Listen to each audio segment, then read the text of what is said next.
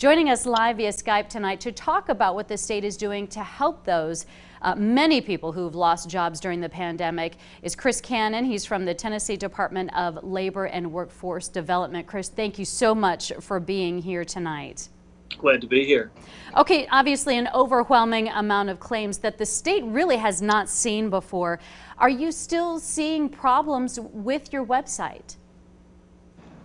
The website is handling more people than it was even designed to. There are between 10 and 15,000 people on the website at any given hour during the day, and it really has caused issues for some people at some times. It has been performing better lately because we moved the processing of payments to the overnight hours, and that processing of 100,000 payments really just took a lot of the processing power out on the front end for customers to use. So we moved that to the overnight hours, and that really does seem to be helping things during business hours. And there is some really good news. We had new servers delivered to our vendor this week. They are in the process of installing them right now, and they are hopefully going to be up and running by this weekend.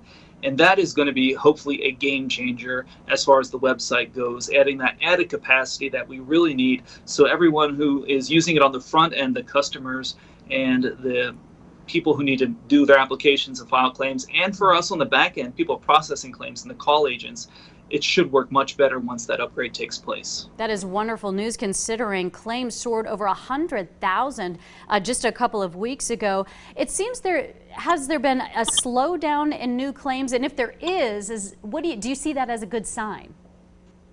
There has been a slowdown in new claims. The peak was 116,000 2 weeks ago, dropped down to 74,000 and then 68,000. So of course that's good news, but good news, who would say 68,000 new unemployment claims is good news? That's more than we've had almost in the entire year in 2019. So obviously we're still dealing with unprecedented times and historic numbers of unemployment claims, but to see those numbers trending down is a good thing. But the fact that they're trending down to numbers like 68,000, and we have to be seeing that as a sign of a positive sign, is showing just how troubling these times are right now.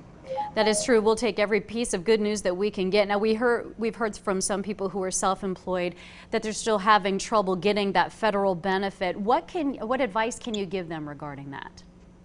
Well, I have some good news for the self-employed Tennesseans across the state, and we believe we have about close to 70,000 of those claims waiting and ready to go. The good news is we started a test batch of sending those claims through the processing earlier this week. That test went well. We did another larger batch. That test went well. And tonight and tomorrow night, we're going to start processing those claims. So we hope to have most of those claims, most of that nearly 70,000 claims for self-employed individuals who need the pandemic unemployment assistance to receive unemployment benefits. They should start seeing those benefits in their bank accounts Monday morning at the earliest for some, and then throughout next week for sure. So that money is going out. That program is up and running after we had to reprogram our systems to actually recognize that new program that is part of the CARES Act, and that money is going out very shortly.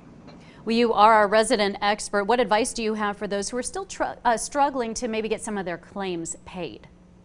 Sure, we know there are still a lot of people out there. The Department of Labor, U.S. Department of Labor, gives states a benchmark to meet. That's 87% of a first-time payment timeliness rate. That means you need to get at least 87% of your claims out within the first 21 days after they are filed.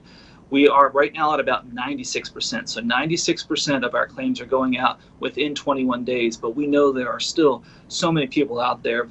When you're talking in the numbers that we're doing, it's tens of thousands probably, who still need an answer on their claim, and we understand that. And we have made progress, and we need to make a lot more progress, and we're working to chip away at that pile, because if there's an issue with a claim, something stops it from processing, there's a wage protest or some type of issue that with the information on there, then someone actually has to look at that and work that claim and process that claim and get some answers about that claim.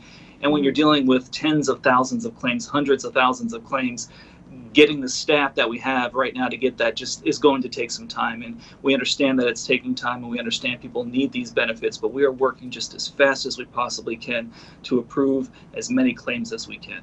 Governor Lee just announced that he is going to start rebooting our economy in a strategic, kind of a slow process, step by step. How do you expect that to impact the numbers that you are seeing in your office? We should see fewer people when the businesses start opening, fewer people applying for new unemployment benefits. But probably create some issues with people going back to work and having to stop their issues and or stop their claims and stop certifying that they have received money now that they're back to work and earning those wages. So we do want to remind people that once you do go back to work, you can't earn money and collect unemployment. That would put you into fraud overpayment, and nobody wants to get into that situation to where there's an overpayment that you have to pay back to the state. So we really want folks to pay close attention to that once they go back to work, if they haven't received benefits yet, they will get the back pay, but they do need to claim the wages they are earning once they do return to the job. This obviously is an unprecedented situation for pretty much everybody, depending on where you work, where you live. Certainly for you and your staff. Will this help you in the future if you have to deal with something of this magnitude?